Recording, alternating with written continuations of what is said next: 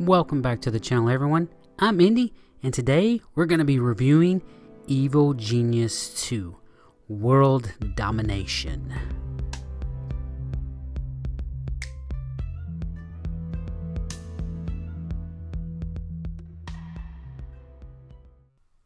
So, you want to be an evil genius and take over the world, do you? Well, you've come to the right place then. Start off by selecting one of the 4 evil geniuses and prepare to put your diabolical schemes in motion. But what does every evil genius need? Minions, of course, but we'll talk about them throughout the review. You need said minions to carry out your plans, such as building, repairing, destroying, schemes, and so much more. The minions, they are the real backbone to your operations. You need them. You must have them. You might give the orders, but without the minions, nothing will get done. You!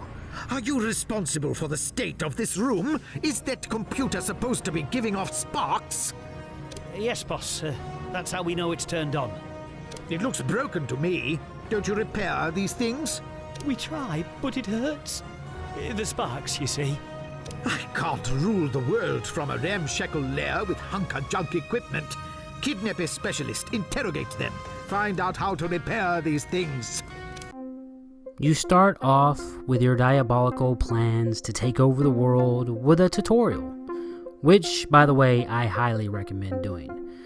The game is confusing enough trying to remember all the controls and what to do, so doing the tutorial is pretty much wise. This will help you get your base up and running. You will need to build barracks for your minions with beds and lockers. The more lockers, the more minions. You will get a main objective, side stories, and optional story to keep you progressing through the game. Some of these must be done in order to carry on with the main objective. Don't worry, the game kind of holds your hand pretty well, so as long as you know how to look through your tasks, you will be good. Once you get things up and running with a little profit in your pocket, you will need to build more rooms that will house specific operations such as your power station, housing generators, a vault to store all your precious money, a mess hall for, obvious reasons, and like a laboratory, training room, and so on. These will extend off of your corridor where you can utilize traps and cameras.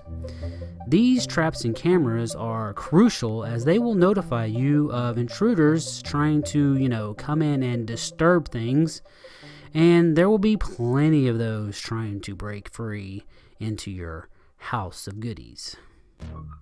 After you have your feet wet a little, it's time to start working on your cover operations.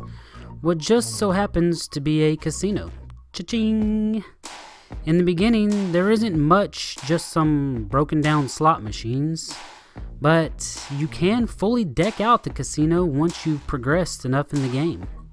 I'm talking about craps tables, blackjack, slot machines, and I mean all the amenities that you can think of that you can just make it nuts.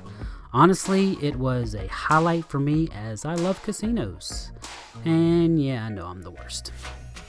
After a while, you notice you will need specific minions to carry out other tasks such as valets in the casino. That is where the minion management comes in. There are 3 different categories of minions: muscle, deception, and science, each coming with different types of minions to train. And yes, you will need to build training machines for each type of minion, such as a scientist needs his own station, and a spin doctor will need one of his own as well. It's very technical, but you'll need to save space in the training room, so, be prepared. You can also tag each minion to do a specific task to carry out such jobs as repairing, construction, or, even working in the mess hall. Now that you have yourself a nice little minion army behind you, it's time to venture out and do some global operations. First, you will need to scout out locations, but this will require broadcast strength, so choose wisely, as the only way to gain more strength is by building all these dang like signal boosters. Once you scout an area, you'll be able to carry out schemes in that area, and that will bring in some of that cold hard cash for you. The more you do, the more that comes in, and the more vaults you will need to, build inside of your base to store all that stuff. Trust me, vaults fill up quick. Build a huge one. If you focus on one area too much, then you will gain attention on that area, which is referred to as heat, and you'll risk having that area on lockdown. You can use intel you gain from interrogating people to reduce the heat, or run tasks that will help as well. It's a balance you will have to figure out and manage as you go. You can also upgrade locations that will rise the amount of heat that it can have at any given time. And now you might be asking yourself, well, what do you do as an evil genius? Well, you can help motivate certain areas to perform better, or you can execute someone in front of your workers to motivate them as well. It's really up to you. You can move your genius around to certain places and even build them a nice huge lair for them to hang out in. I mean, you always need a big desk and a massive board table to hold meetings, right? Half the time, I didn't even focus on my genius though, because remember, the minions are where it's at. If you want better minions, then you'll need to do some research. That's right, you need to research all sorts of things that will help them, and even things that will help you build or help you progress with your operations. You can speed up the time a little bit to help, but remember, it speeds up the time in the entire game, so you gotta be careful with that. I straight up enjoyed this evil empire management game with some funny cutscenes and, well, plenty of dang things to do. There's so much, from agents trying to break into your base, or running into other characters that might be special agents, or people coming to like sabotage your operations that you gotta stop. There really just is a lot packed into this game.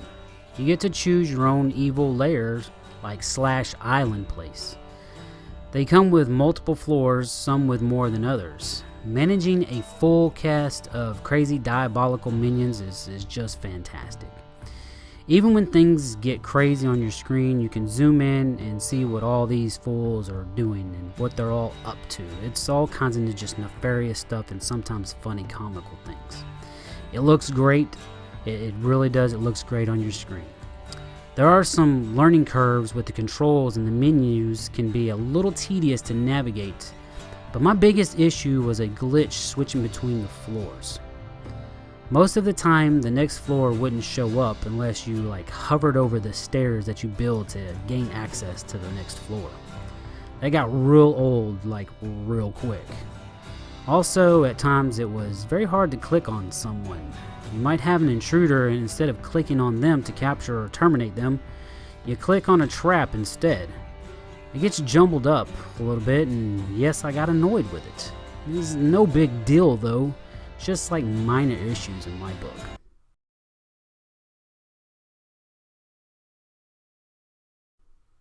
There is a lot packed into this game, from the world map, building, researching, minion management, where you can just go in and see what they're doing. They have little special attributes or whatever, bonus, I don't know what it is at the end, I forget. There's just so much freaking stuff in this game. The game looks great though, and the only time I had issues with it was about after 20 hours in, when there were just hundreds of minions on my screen. There are a few minor issues, but the biggest would be the floor issue.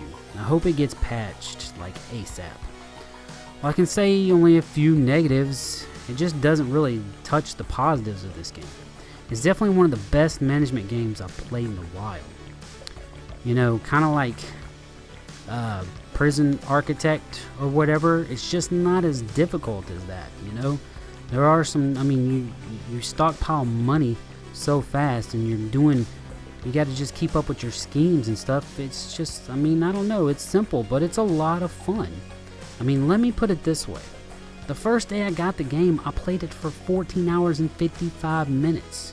And yes, I know, that's crazy, but I didn't have much to do that day, and I was bored, okay? If you're a fan of these types of games, I highly recommend giving this one a go. I played it on the PS4 Pro, and like I said, it ran pretty well.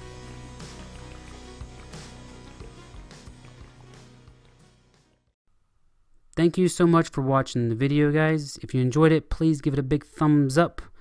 I enjoyed this game very much. I have seen a few negative things said about this game, which I don't quite understand, because they said that it was a little difficult to figure out what you should be doing and everything. But once you figure out what menus that you need to be in, and where to find your objectives and stuff, and how to work the world map and do your schemes and everything, it's simple. You're gonna have a blast.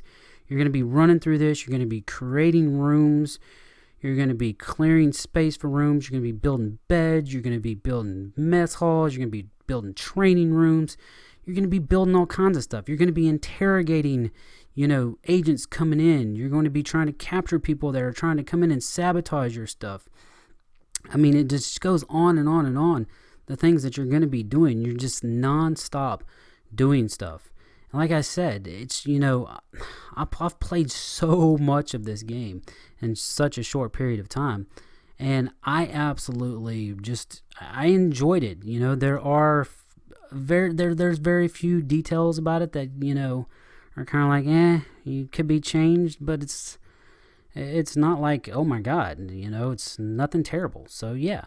I'm just rambling about the game, but just watch it, give it a try if you need to, or whatever. Just look and see somebody playing it if you want. I don't care. You've probably seen enough in this video.